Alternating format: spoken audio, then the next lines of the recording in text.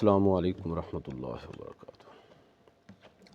نحمدہ و نصلی و نسلم علی رسولہ الکریم، اما بعد فاعوذ باللہ من الشیطان الرجیم، بسم اللہ الرحمن الرحیم۔ والذین یؤذون المؤمنین والمؤمنات بغیر ما اکتسبوا فقد احتملوا بہتانا و اثما مبینا۔ صدق اللہ مولانا العظیم و صدق رسولہ النبی الکریم الامین، ونحن علی ذالک من الشاہدین والشاکرین والحمد للہ رب العالمین۔ تمام احباب درود پاک پڑھیے۔ الصلاۃ والسلام علیک یا رسول اللہ وعلی آلک واصحابک وسلم یا حبیب اللہ۔ الصلاۃ والسلام علیک یا رسول اللہ وعلی آلک واصحابک وسلم یا حبیب اللہ۔ برادران عزیز، آج کے خطبہ جمعۃ المبارک میں جس موضوع پر چند باتیں آپ کی خدمت میں عرض کروں گا، اس کا تذکرہ اللہ تبارک و تعالیٰ نے جو بھی میں نے آپ کے سامنے آیت پڑھی، اس آیت مقدسہ میں فرمایا ہے۔ سورۃ الاحزاب آیت نمبر 58۔ اہل ایمان کی جو خوبیاں ہیں اس میں سے ایک یہ ہے کہ وہ اپنے کسی بھائی کو اذیت کے اندر مبتلا نہیں کرتے۔ اذیت ویسے لفظ اسلام آپ ذرا غور کریں اور ایمان، تو دونوں کا مطلب کیا ہے؟ اسلام سلامتی ہے، اس سے مراد، ایمان امن اس سے مراد ہے۔ تو اگر کوئی شخص مسلمان ہو، مومن ہو، تو اس کا مطلب یہ ہے کہ یہ بذات خود اس چیز کا اعلان ہے کہ اس کی طرف سے امن کا پیغام ہے اور سلامتی کا پیغام ہے۔ لیکن دیکھیے کہ جس طرح جب کوئی قومیں زوال کا شکار ہوتی ہیں تو پھر ان کا بحران ہر طرح ہر پہلو سے ہوتا ہے۔ ہمارا اخلاقی بحران بھی آپ دیکھیں کہ بدقسمتی سے اخلاقیات کے حوالے سے بھی ہم پیچھے چلے گئے، باقی چیزوں میں بھی ہیں لیکن ہمارا اخلاقی بحران بھی بہت بڑا ہے۔ اللہ رب العزت ارشاد فرماتا ہے کہ والذین یؤذون المؤمنین والمؤمنات، کہ وہ لوگ جو مومن مردوں اور مومن عورتوں کو تکلیف کے اندر مبتلا کرتے ہیں، بغیر ما اکتسبوا، بغیر کسی جرم کے، فقد احتملوا، تو وہ اس چیز کو ذہن میں رکھ لیں، فقد احتملوا بہتانا و اثما مبینا، تو وہ لوگ ہیں کہ جنہوں نے بہت بڑا گناہ اور بہتان اپنے سر لے لیا، جنہوں نے مومن مرد اور مومن عورت کو کسی بھی طرح کی اذیت دی۔ اب وہ اذیت کس طرح کی ہو سکتی ہے؟ وہ اذیت میری زبان کسی کے لیے اذیت کا باعث بن سکتی ہے، میرا عمل کسی کے لیے اذیت کا باعث بن سکتا ہے، میرا لہجہ کسی کے لیے اذیت کا باعث بن سکتا ہے۔ اذیت کی ہر شکل شریعت نے اس کو ممنوع کر دیا۔ میں اتنی تفصیل سے بات نہیں کر پاؤں گا، لیکن آپ اس پر خود ذرا غور کیجئے کہ ہر وہ انداز جس سے کسی دوسرے کو تکلیف محسوس ہو، یہ ہمارے ایمان اور اسلام کے ہی منافی ہوگا۔ اللہ کے پیغمبر صلی اللہ علیہ وسلم نے والدین کے حوالے سے فرمایا، لیکن ظاہر ہے کہ دیگر اہل ایمان اور بزرگوں سب کے لیے یہی ہے کہ فَلَا تَقُل لَّهُمَا اُفٍّ، کہ تم ان دونوں کے لیے، اپنے والدین کے لیے اف بھی نہ کہو۔ یہ اف کیا ہے؟ اس کا مطلب ایک تو یہ بھی ہو سکتا ہے کہ آگے سے کسی کی بات سننے کے بعد، چونکہ یہاں والدین کا ذکر ہے، تو آدمی اف کہہ دے، منع ہے۔ لیکن اس کا ایک دوسرا مطلب بھی یہ ہے کہ کوئی ایسا عمل، کوئی ایسا انداز، کوئی ایسا طریقہ جس سے آپ کے مخاطب کو یہ اندازہ ہو کہ آپ کو وہ بات ناپسند آئی ہے اور وہ آپ کا انداز اور طریقہ اس کے لیے اذیت کا باعث ہو، ان ساری چیزوں سے منع کر دیا گیا۔ نبی کریم صلی اللہ علیہ وسلم کی حدیث ہے کہ سباب المسلم فسوق و قتالہ کفر، کہ مومن کو گالی دینا یہ فسق ہے، وقتالہ کفر، اور اس کو قتل کرنا جو ہے وہ کفر ہے۔ یعنی اپنی زبان کے ساتھ، اپنے ہاتھ کے ساتھ اگر دوسروں کو تکلیف کے اندر مبتلا کر دیا تو اپنے ایمان کی سلامتی کی فکر کرے آدمی۔ اس لیے حدیث ہے نا، بڑی جامع حدیث ہے،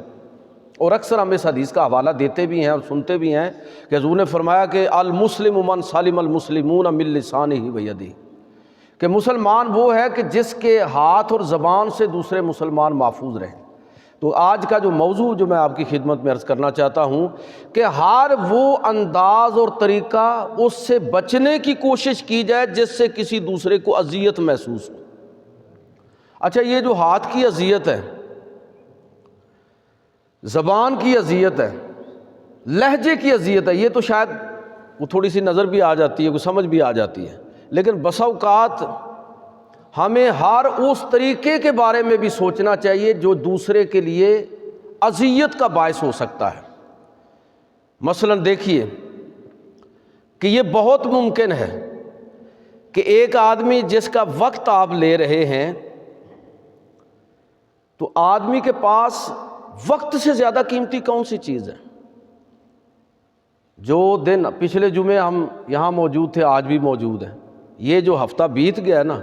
یہ زندگی میں واپس آنے والا نہیں ہے۔ بندے کی زندگی کا سب سے قیمتی سرمایہ وہ وقت ہے۔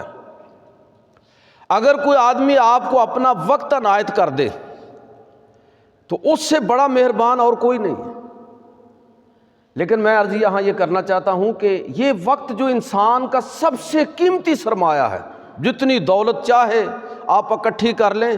جب وقت انسان کا پورا ہو جاتا ہے تو وہ گزرے ہوئے لمحات، وہ ضائع کیا ہوا وقت انسان کو یاد آتا ہے، کوئی ایک لمحہ بھی واپس نہیں آ سکتا۔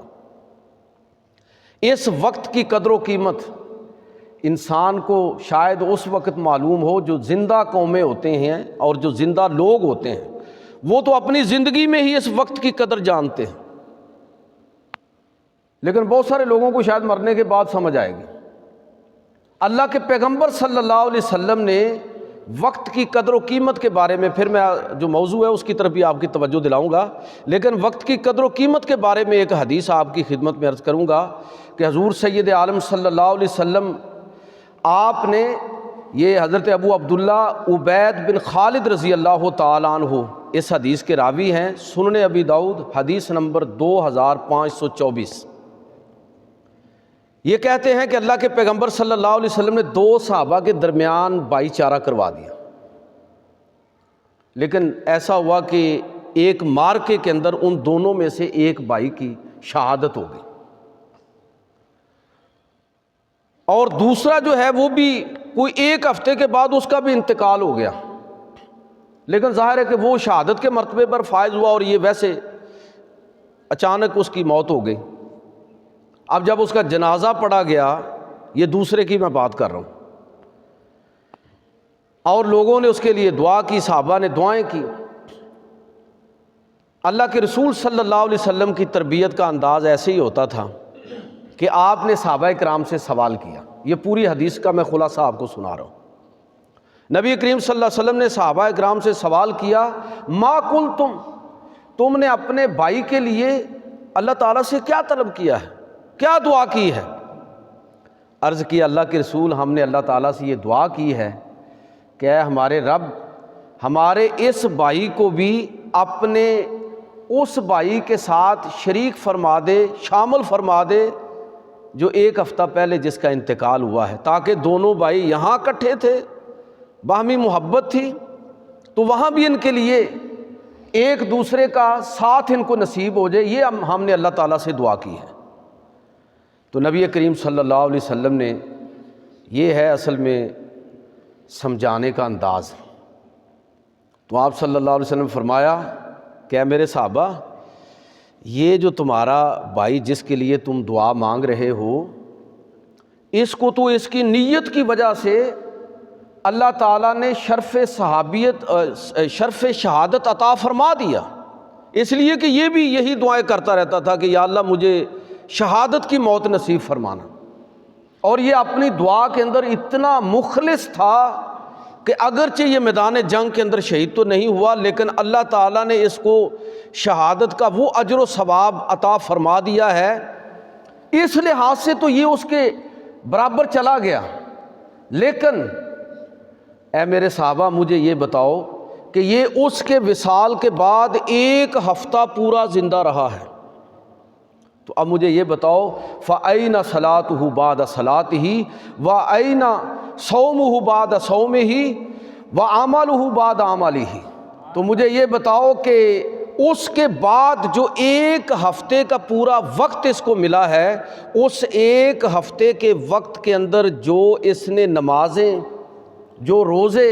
اور جو صدقہ اور خیرات اور نیک اعمال کیے ہیں، تو مجھے یہ بتاؤ کہ فَأَيْنَ صَلَاتُهُ بَعْدَ صَلَاتِهِ، اس کے بعد، اس کی نمازوں کے بعد اس کی جو اضافی نمازیں ہیں وہ کدھر جائیں گی؟ اس کے وہ اضافی روزے کدھر جائیں گے؟ اس کا وہ صدقہ اور خیرات کدھر جائے گا؟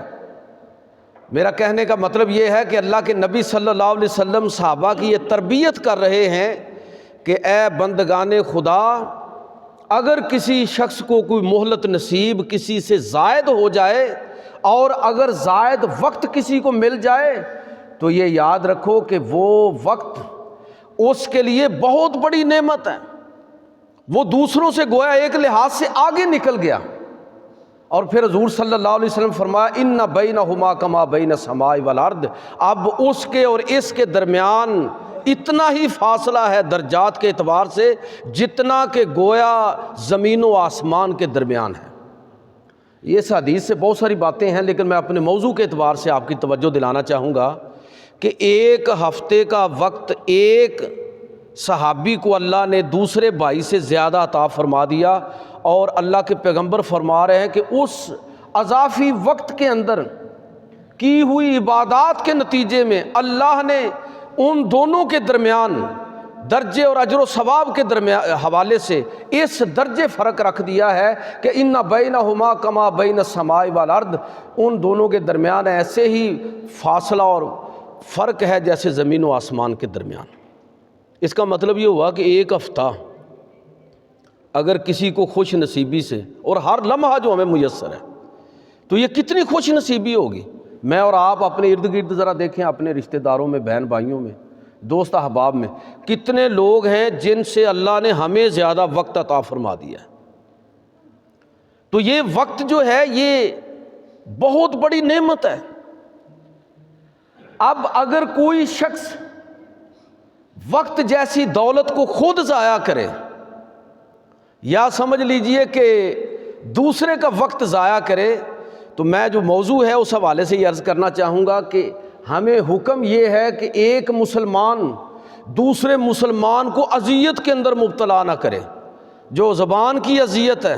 جو ہاتھ کی اذیت ہے، جو عمل کی اذیت ہے، شاید کسی نہ کسی درجے میں وہ نظر آ جاتی ہے اور ہم اپنے آپ کو اس سے بچا لیتے ہیں،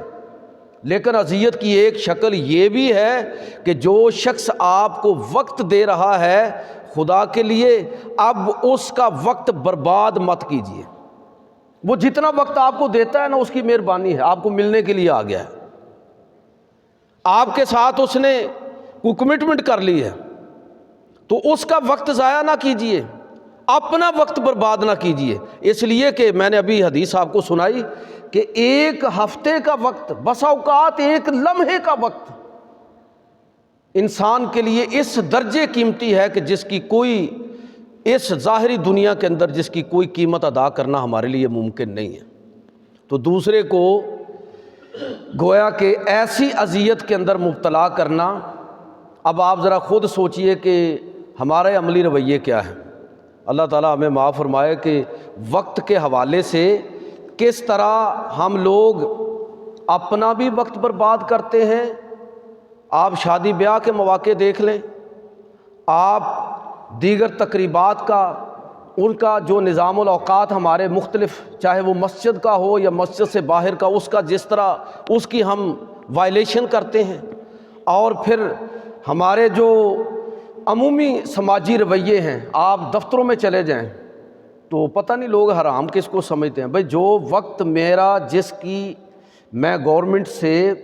لے رہا ہوں، تنخواہ لے رہا ہوں، تو وہ تو وہاں پر ہی صرف کرنا لازم ہے، وہ لوگوں کی خدمت پر صرف کرنا لازم ہے۔ لوگ سمجھتے ہیں رشوت لینا یہ کرپشن ہے۔ بھائی کسی کا کام نہ کر کے اس کو اذیت کے اندر مبتلا کرنا، اس سے بڑی کرپشن اور کون سی ہوگی؟ آپ نے دوسرے بندے کا وقت برباد کیا ہے، پیسے کو چھوڑیں، آپ نے اس کو جو کام ایک دن میں 2 دن میں ہونے والا تھا، آپ اس کو مہینوں اور سالوں میں لے گئے ہیں۔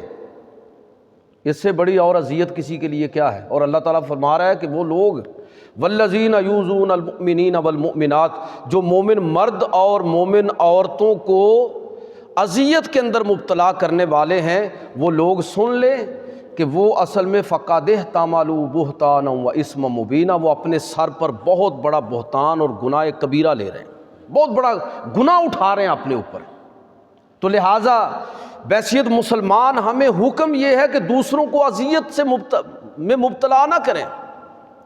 بظاہر یہ چھوٹی چھوٹی باتیں ہیں، لیکن میں کہتا ہوں کہ میں اور آپ کسی کو فون کریں تو یار یہ پوچھ لینا چاہیے، اگر وہ فون ہمارا اٹھا لے 2 بیل کے بعد تو فون ہی نہ کریں، اگر نہیں اٹھایا تو اس کا مطلب یہ ہے کہ اگلا آدمی جو ہے وہ بزی ہوگا، اور اگر اس نے اٹھا لیا تو تب بھی میرا اور آپ کا فرض یہ بنتا ہے کہ یہ پوچھ لیں کہ کیا آپ کے پاس وقت ہے، کیونکہ ہو سکتا ہے کہ اس کے پاس وقت نہ ہو، اس نے رواداری میں فون اٹھا لیا، آپ بات لمبی کرنا چاہتے ہیں، آپ اس کو اذیت کے اندر مبتلا کر دیں گے۔ اور حکم یہ ہے کہ کوئی شخص دوسرے کو اذیت کے اندر مبتلا نہ کرے۔ اس کے 1000 طریقے ہو سکتے ہیں، اس کے 1000 انداز ہو سکتے ہیں، لہٰذا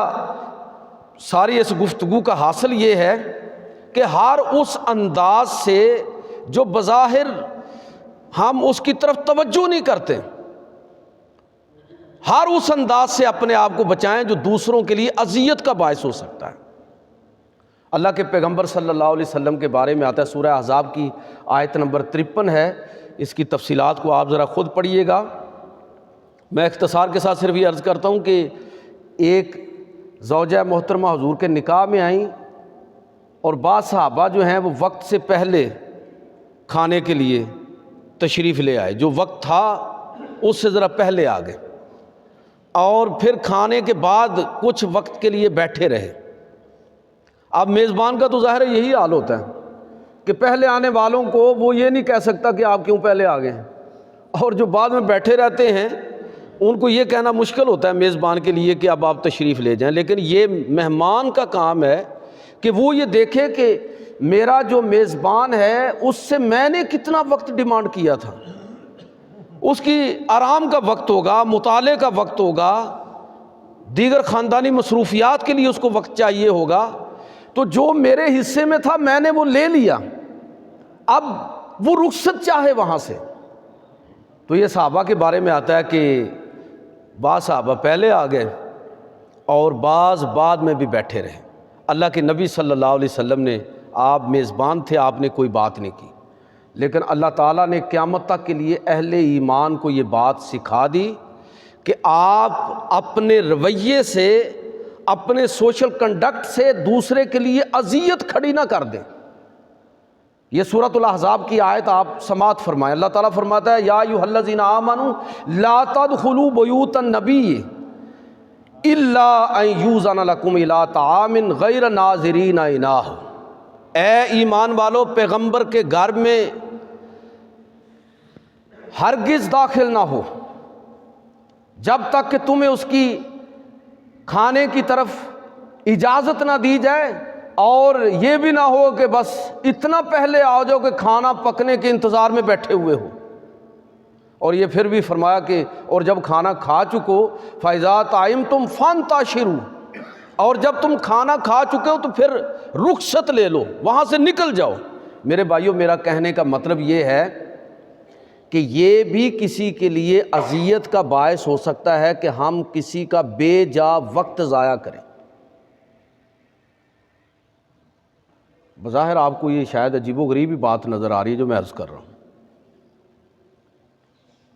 پھر ذرا غور کیجئے کہ انسان کی زندگی کا قیمتی ترین سرمایہ کیا ہے؟ اس کا وقت ہے۔ لکھنے پڑھنے والا آدمی ہوگا، اس نے مطالعہ کرنا ہوگا، کاروباری آدمی ہوگا، اس کی اور مصروفیت ہوگی، دن بھر کا تھکا آ رہا ہوگا، ہو سکتا ہے اس نے آرام کرنا ہو، ممکن ہے کہ اس نے اپنے بیٹوں کو، بیٹیوں کو، پوتوں پوتیوں کو، خاندان کے لوگوں کو وقت دینا ہو، لیکن میں اور آپ اس کے پاس اس طرح بیٹھ گئے ہیں کہ اٹھنے کا نام نہیں لے رہے، اس کے لیے اذیت کا باعث ہوگا۔ اللہ تعالیٰ نے منع فرمایا کہ کوئی مومن دوسرے مومن کو اذیت نہ دے، اور یہ نہیں فرمایا کہ اچھا اس طریقے سے اذیت نہ دے، نہیں، ہر وہ طریقہ جو کسی کے لیے اذیت کا باعث ہو سکتا ہے اس سے منع فرما دیا، اس لیے کہ بندے کی، میں نے عرض کیا کہ بندے کی زندگی میں وقت کا ضیاع اس سے بڑی کسی شخص کے لیے کوئی اذیت نہیں ہو سکتی۔ اور اگر یہ بات سمجھ نہ آئے تو یہ سورۃ الفاطر کی آیت نمبر 37 ذرا پڑھیے۔ اہل جہنم کا منظر اللہ تعالیٰ نے بیان کیا کہ جہنمی جب آگ کے اندر جل رہے ہوں گے تو اللہ تعالیٰ کی بارگاہ میں استغاثہ کریں گے کہ یا اللہ تھوڑا سا وقت ہمیں اور مل جائے، تو دنیا میں ہمیں دوبارہ بھیج دے، وہ وقت جو ضائع کیا ہے اپنا بھی اور دوسرے کا بھی، اے اللہ تو ہمیں کاش دوبارہ تھوڑا سا وقت عطا فرما دے اور ہم دنیا میں جا کے دوبارہ تیری فرما برداری کریں، تم پر ایمان لے آئیں اور اپنے اعمال کے ذریعے ہم سرخرو ہو جائیں، تو بڑا ترلا لیں گے۔ لیکن قرآن مجید فرقان حمید میں اللہ تعالیٰ نے اس مکالمے کو ابھی سے ہمارے لیے بیان فرما دیا تاکہ ہم پہلے ہی خبردار ہو جائیں، ہم پہلے ہی سمجھ لیں، سیکھ لیں۔ قرآن کا بیان یہ ہے کہ اللہ رب العزت ان کو مخاطب کر کے اللہ کی طرف سے ان لوگوں کو، ان جہنمیوں کو صدا دی جائے گی، اولم نعمرکم ما یتذکر فیہ من تذکر وجاءکم النذیر، کیا تمہیں عمر اور زندگی اور مہلت اور وقت دیا نہیں گیا تھا؟ اگر تم چاہتے تو اس میں نصیحت حاصل کرتے، اور تمہارے پاس تو ڈرانے والا بھی آیا تھا۔ اور پھر اللہ رب العزت فرمائے گا فذوقوا فما للظالمین من نصیر، اب عذاب کا مزہ چکھو ظالموں کے لیے۔ یہ ذرا اس کو ظالم کے لفظ کو وقت کے ساتھ ذرا جوڑے کہ جو وقت کی قدر نہیں کرنے والا ظالم ہے وہ شخص، اب اللہ سے استغاثے کر رہا ہے۔ اللہ تعالیٰ فرما رہا ہے ظالموں کے لیے کوئی مددگار نہیں ہے۔ تو پہلا جو نقطہ میں آپ کی خدمت میں عرض کرنا چاہ رہا ہوں آج کی گفتگو میں میرے بھائیوں، وہ یہ ہے کہ میں اور آپ دوسروں کے لیے اذیت کا باعث نہ بنیں۔ یہ اذیت زبان کے ذریعے ہو سکتی ہے، عمل کے ذریعے ہو سکتی ہے، ہمارے رویے کے ذریعے ہو سکتی ہے، اور اس کی یہ شکل بھی ہو سکتی ہے جو میں نے آپ کی خدمت میں عرض کی کہ دوسروں کا وقت برباد کر کے بھی بسا اوقات ہم دوسرے کو اذیت کے اندر مبتلا کر دیتے ہیں۔ اور من وجہ اگر آپ دیکھیں تو سب سے بڑی کسی آدمی کے ساتھ زیادتی اس کا وقت کی بربادی اور اس کو اذیت کے اندر مبتلا کرنا ہے۔ ایک اور چیز قرآن مجید فرقان حمید میں جس کے بارے میں اور حدیثوں کے اندر اللہ کے پیغمبر صلی اللہ علیہ وسلم کی حدیثیں اور آپ صلی اللہ علیہ وسلم کی سنتیں اور عملی مثالیں کہ انسان، ایک صحابی اللہ کے نبی صلی اللہ علیہ وسلم کی بارگاہ میں انہوں نے عرض کی، حضرت ابو برزہ رضی اللہ تعالیٰ عنہ اس حدیث کے راوی ہیں، صحیح مسلم کی حدیث نمبر 2618، عرض کی اللہ کے رسول کوئی ایسا عمل بتا دیں میرے لیے نفع بخش ہو اور میرے لیے جنت کا ذریعہ بھی بن جائے۔ تو میں بات یہ کر رہا ہوں کہ اذیت مسلمانوں کو نہیں دینی، کسی کی اذیت کم کرنی ہے، اس کے لیے رحمت بننا ہے۔ تو سوال کیا اللہ کے رسول کو ایسا عمل بتا دیجئے، تو آپ صلی اللہ علیہ وسلم فرمایا اعزل الاذى عن طریق المسلمین، کہ اگر ایسا چاہتے ہو، صحیح مسلم کی حدیث، تو حضور نے فرمایا کہ لوگوں کے رستے سے اذیتوں کو کم کر دو، اذیتوں کو ہٹا دو، لوگوں کے لیے رستوں سے اذیتوں کو ختم کرو، تمہاری خیر ہوگی، لوگوں کے لیے آسانیاں پیدا کرو۔ اس کے ساتھ وہ حدیث بھی میں آپ کو سنانا چاہوں گا جو جناب ابو ہریرہ رضی اللہ تعالیٰ عنہ سے مروی ہے۔ حضرت ابو ہریرہ کہتے ہیں کہ نبی صلی اللہ علیہ وسلم نے ایک شخص کا واقعہ بیان کیا، ایک ایسا شخص جو اللہ پر ایمان رکھنے والا بااخلاق انسان ایک رستے سے گزر رہا ہے اور دیکھا کہ جس طرح کوئی آندھی وغیرہ آ جائے اور کوئی درخت گر جائے اور رستہ بند ہو جائے، کوئی اس طرح کی کیفیت تھی، تو اس نے جب رستہ بند دیکھا تو کہنے لگا کہ قسم بخدا میں ضرور جیسے بھی ہوگا یہ لوگوں کے لیے اذیت کا باعث ہے، میں اس اذیت کو لوگوں کے رستے سے ضرور ہٹاؤں گا۔ تو نبی کریم صلی اللہ علیہ وسلم فرماتے ہیں کہ پھر اس نے کوشش کر کے اس رستے کو کھول دیا۔ اور حدیث کے صحیح مسلم کی حدیث نمبر 1914، حضور کی اس حدیث کے آخری الفاظ ذرا سماعت فرمائیں کہ اس نے لوگوں کے رستے سے اذیت کو ہٹایا، اور حضور فرما رہے ہیں کہ اس کے اس عمل کے نتیجے میں فَأُدْخِلَ الْجَنَّةَ، اللہ تعالیٰ نے اس کو جنت کے اندر داخل کر دیا۔ بظاہر لگتا ہے کہ چھوٹا سا عمل ہے، لیکن میرے بھائیوں نیکیوں کے دو حصے ہیں۔ ایک نیکی وہ ہے جو میرے اور میرے اللہ کے درمیان ہے، نماز پڑھنا، روزہ رکھنا، ذکر اذکار کرنا، تلاوت کرنا، رکوع اور سجدہ، جو یہ میرے اور میرے رب کے درمیان کے معاملات ہیں، اس میں کمی بیشی ہوگی تو اللہ تعالیٰ معاف فرمائے گا۔ لیکن ایک معاملہ وہ ہے کہ جس کا تعلق میرے اور دوسرے انسانوں کے ساتھ ہے، تو یاد رکھیے گا کہ جب میں دوسرے انسانوں کے معاملے میں اگر میرا معاملہ ٹھیک نہیں ہے، میرا سماجی رویہ درست نہیں ہے، تو پھر مجھے فکر مند ہونا چاہیے، اس لیے کہ یہ چیز وہ ہے کہ جو بسا اوقات انسان کے ایمان کو کمزور ہی نہیں کرتی بلکہ انسان کے ایمان کو ختم کر دیتی ہے۔ اللہ کے پیغمبر صلی اللہ علیہ وسلم کی اس حدیث پر ذرا غور کیجئے، اور پھر جو میرے اور آپ کے عمومی سماجی رویے ہیں ان پر بھی ذرا غور کیجئے کہ ہم رستوں کے حوالے سے ہی اگر دیکھ لیں تو ہمارا رویہ کس طرح کا ہے کہ اوپر لکھا ہوتا ہے نو پارکنگ، وہاں پر گاڑیاں کھڑی کی ہوتی ہیں، عین رستے کے درمیان لوگ گاڑیاں روک کے یا خود کھڑے ہو کے بات شروع کر دیتے ہیں اور لوگوں کے لیے اذیت کا باعث بنتے ہیں۔ شادی بیاہ اور دیگر تقریبات کے لیے دیکھیں یہ اس طرح کے ٹاؤنوں کے اندر تو آپ ایک گلی بند کر لیں گے تو تب بھی دوسرے رستے موجود ہوتے ہیں، کوئی ایشو نہیں ہوتا، لیکن ایسے مقامات کوشش کریں کہ ادھر بھی بند نہ ہو، لیکن ایسی جگہ کہ جہاں پر متبادل رستہ ہی دور ہے، شادی کے موقع پر یا کوئی فوتگی ہوگی ہے تب بھی لوگوں کے لیے آپ آسانی پیدا کریں، رستوں کو بند نہ کریں۔ تقریبات چاہے وہ شادی بیاہ کی صورت میں ہوں یا کوئی فوتگی کی صورت میں ہوں، ہر صورت میں اگر ہم لوگوں کے لیے اذیت کا باعث بنیں گے تو دیکھیے عمومی ہمارا جو سماجی رویہ ہے وہ اسی طرح کا ہے کہ لوگ گندگی جو ہے وہ رستے کے اندر پھینک دیتے ہیں، نالیاں رستے کے اندر کھول دیتے ہیں۔ جو اچھے ٹاؤن ہیں ان کے اندر یہ مسئلہ نہیں ہے، لیکن شہروں کے اندر دیکھیں، دیہات کے اندر دیکھیں اور بہت سارے دیگر مقامات کے اندر دیکھیں کہ کس طرح لوگ جو اجتماعی امور ہیں ان کے اندر کس طرح وہ سستی اور کاہلی کا مظاہرہ کرتے ہیں۔ تو میرا کہنے کا مطلب یہ ہے کہ کسی بھی انداز میں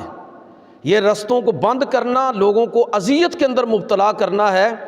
حدیث میں نے آپ کی خدمت میں عرض کی کہ اللہ کے رسول نے فرمایا کہ اگر کوئی یہ شخص چاہتا ہے کہ وہ جنت کا مستحق ٹھہرے تو اعزل الاذى عن طریق المسلمین، مسلمانوں کے رستوں سے اذیت کو ہٹاتا چلا جائے، اللہ رب العزت اس کے لیے جنت کے دروازے کھول دے گا۔ یہ رجب کا مہینہ شروع ہو گیا ہے اور اس میں آگے انشاءاللہ میں بھی اس پر بات کروں گا معراج النبی صلی اللہ علیہ وسلم کے حوالے سے۔ واقعہ معراج کے جو روایات موجود ہیں اس میں ایک روایت میں یہ الفاظ بھی ہیں اور یہ واقعہ بھی ہے کہ معراج کی رات جب اللہ تعالیٰ نے اپنے پیغمبر کو جنت اور دوزخ کے مختلف طبقات کا مشاہدہ کروایا اور آپ نے احوال کو ملاحظہ فرمایا، تو اس میں ایک منظر یہ بھی تھا کہ ایک ایسا شخص عذاب کے اندر مبتلا کیا گیا ہے اور اس کو عذاب دینے کی صورت یہ ہے کہ دیوار کے اندر ایک تیز دھار والی لکڑی جس کی نوکیں نکلی ہوئی ہیں وہ پیوست ہے، اور اس شخص کو دیوار کے قریب سے اس طرح گزارا جاتا ہے کہ اس کا جسم اس لکڑی کے ساتھ اس طرح الجھتا ہے کہ اس کی آنتیں باہر آ جاتی ہیں، وہ اتنی تیز دھار وہ لکڑی ہے۔ اردو میں تو اس کا مجھے نہیں سمجھ آ رہی کہ اس کا کیا مناسب لفظ ہوگا، پنجابی میں ہم اس کو کہتے ہیں کھنگ، یعنی ایسی لکڑی جو ہموار نہیں کاٹی گئی بلکہ اس انداز میں ٹوٹی ہے کہ اس کے آگے سے نوکیں باہر نکلی ہوئی ہیں، وہ بڑی تیز دھار ہوتی ہیں۔ تو وہ اس لکڑی کے ساتھ ایسے گھسیڑ کر اس کو وہاں سے گزارا جاتا ہے، اس کی آنتیں باہر آ جاتی ہیں، پھر آگے جاتا ہے، وہ ٹھیک ہوتا ہے، پھر اس کو واپس لایا جاتا ہے، پھر اسی اذیت سے، پھر بار بار۔ تو اس کی چیخ و پکار اور اس کا جو عذاب ہے اس کو ملاحظہ کر کے اللہ کے پیغمبر نے جبریل امین سے کہا کہ اے جبریل، یہ کون شخص ہے، یہ کون بد نصیب ہے جس کو اس طرح اذیت دی جا رہی ہے؟ تو جبریل امین، یہ حدیث کے الفاظ ہیں، روایت کے اندر یہ الفاظ موجود ہیں کہ جبریل امین نے عرض کی کہ اللہ کے رسول، یہ وہ شخص ہے کہ جو دنیا کے اندر لوگوں کے رستے تنگ کیا کرتا تھا، بند کیا کرتا تھا۔ میں حیران ہوتا ہوں کہ ہمارے ہاں لوگ سمجھتے ہیں کہ نیکی جو ہے نا وہ حج اور عمرے کرنا ہے۔ بھئی یہ تو نیکی ہے، لیکن آپ اور میں صرف اسی نیکی سمجھتے ہیں، صرف نمازیں پڑھنا اور روزے رکھنا اور ذکر اذکار کرنا اور باقی جو چاہے آدمی تباہی پھیلا دے۔ یاد رکھیے کہ جب تک ہمارے سماجی رویے ٹھیک نہیں ہوں گے، یہ میرے اور اللہ کے درمیان کے معاملے ہیں، ان میں کمی بیشی ہو جائے گی، شاید کو معافی مل جائے، لیکن دوسرے معاملات کے اندر معافی کے لیے ہزار جتن کرنے پڑیں گے۔ ہو سکتا ہے دنیا بھر میں، دنیا کے اندر جتنی نیکیاں کی ہوں، ساری کی ساری نیکیاں ہی قربان کرنی پڑ جائیں۔ اب آپ دیکھ لیجئے کہ یہ حدیث کے اندر یہ ہے، اللہ کے نبی نے ہمیں ادھر ہی یہ منظر بتا دیا، سکھا دیا، سمجھا دیا، اور اپنے عملی رویوں کو ہم دیکھیں۔ بازاروں میں نکل جائیں، گھروں کے اندر، رہائشی علاقوں میں نکل جائیں، جو ٹاؤنز وغیرہ ہیں ان کے اندر تو یہ مسائل نہیں ہیں، لیکن باقی جگہ پر آپ عمومی طور پر بازاروں میں دیکھیں، خاص طور پر کوئی بندہ اپنی جگہ چھوڑنے کے لیے تیار ہی نہیں ہے، گیٹ این روڈ کے اوپر لگائیں گے، پیچھے ہٹا کے لگانا یہ تصور ہی کوئی نہیں۔ اپنی جگہ دکان کی تھوڑی سی چھوڑ کر آگے تھڑا بنا لینا، کچھ چبوترا قائم کر لینا، یہ تو سوچ ہی کوئی نہیں ہے۔ بلکہ ہوتا کیا ہے کہ این پوری جگہ کور کر کے سیڑھیاں باہر بنائیں گے، پھر اس کے اوپر لکڑی کا پھٹا لگائیں گے، پھر اس پھٹے کے اوپر ایک سائبان ڈنڈوں کے ساتھ کھڑا کریں گے اور سارا راستہ بند کر کے، اور پھر اس کے بعد ہاتھ میں تسبیح پکڑ لیں گے۔ بھئی پہلے لوگوں کی اذیتوں کو تو آپ ہٹائیے، یہ تسبیح کم بھی ہو جائے گی تو گزارا ہو جائے گا، لیکن جس اذیت کے اندر آپ نے لوگوں کو مبتلا کیا ہوا ہے، تو میرے بھائیوں کہنے کا مطلب یہ ہے کہ اس چیز کو سمجھیے اور سوچئے کہ میں اور آپ، ہم اپنے سماجی رویوں کے اندر کہیں لوگوں کے لیے، دوسروں کے لیے اذیت کا باعث تو نہیں بن رہے۔ اور اللہ رب العزت واضح طور پر فرما رہا ہے کہ والذین یؤذون المؤمنین والمؤمنات بغیر ما اکتسبوا، بغیر کسی خطا کے جو مومن مردوں اور عورتوں کے لیے اذیت کا باعث بننے والا شخص ہے، وہ سوچ لے فقد احتمل بہتانا و اثما مبینا، اس نے اپنے سر بہت بڑا گناہ اور بہتان عظیم لے لیا۔ آگے چلیے ذرا، کہ اسی کے ساتھ ایک اور چیز اللہ کے پیغمبر صلی اللہ علیہ وسلم نے، بس یہ آخری حدیث سنا کے ختم کرتا ہوں، کہ اللہ کے پیغمبر صلی اللہ علیہ وسلم نے رستوں کے حوالے سے جب صحابہ نے دیکھا کہ یہ تو بڑی سخت وعیدیں ہیں، اور اللہ کے رسول فرما رہے ہیں ایکم والجلوس بالطرقات، کہ رستوں میں بیٹھنے سے بچو، کہ لوگوں کے لیے اذیت کا باعث بنو گے، پکڑے جاؤ گے۔ عرض کی یا رسول اللہ، یہ تو ہمارے روزمرہ معمولات کا مسئلہ ہے، تو کیسے رستوں سے بیٹھنے سے بچیں کیسے ہم؟ آپ نے فرمایا ہاں ٹھیک ہے، تو پھر ایسا کرو کہ رستوں کو ان کا حق دو۔ حدیث کے الفاظ ہیں کہ نبی کریم صلی اللہ علیہ وسلم فرمایا کہ پھر رستے کو اس کا حق دو۔ عرض کی اللہ کے رسول، رستے کا حق کیا ہے؟ حدیث کے الفاظ سنیے کہ غض البصر، نظروں کو جھکا کے رکھو، اس لیے کہ غیر محرم خواتین آئیں گی تو شرم و حیا تمہارے اندر ہو۔ وکف الاذی، تکلیف سے اجتناب کرو دوسروں کو تکلیف پہنچانے سے، ورد السلام، اور لوگوں کے سلام کا جواب دو، والامر بالمعروف والنہی عن المنکر، نیکی کا حکم کرو اور برائی سے منع کرو۔ اور ایک روایت کے اندر یہ الفاظ بھی ہیں، وارشاد السبیل، اور اگر کوئی شخص تم سے رستہ پوچھے تو اس کو صحیح رستہ بتا دو۔ اور یہ بھی فرمایا وتغیث الملحوف، اور اگر کوئی شخص کسی پر ظلم کر رہا ہو تو مظلوم کی مدد کرنا بھی تمہارے ذمہ لازم ہوگا۔ تو میرے بھائیوں، میری آج کی اس گفتگو کا حاصل یہ ہے کہ اللہ تعالیٰ نے ہمیں منع کیا کہ ہم دوسروں کے لیے اذیت کا باعث بنیں۔ وہ اذیت چاہے زبان کے ساتھ ہو اس سے اجتناب کریں، چاہے رویے کے ساتھ ہو اس سے اجتناب کریں، چاہے کوئی عمل ایسا ہو کہ جس سے دوسروں کو اذیت پہنچنے کا خدشہ ہو اس سے اجتناب کرو۔ اگر ہم ایک اچھے مسلمان بننا چاہتے ہیں تو پھر ہمارا جو سماجی رویہ ہے اس کو ہمیں ٹھیک کرنا ہوگا۔ دوسروں کے لیے آسانیاں پیدا کیجئے، دوسروں کے لیے رحمت بنیے، اللہ رب العزت کی جنت کے، اس کی رحمت کے پھاٹک ہمارے لیے کھل جائیں گے۔ اللہ تعالیٰ مجھے اور آپ کو عمل کی توفیق عطا فرمائے۔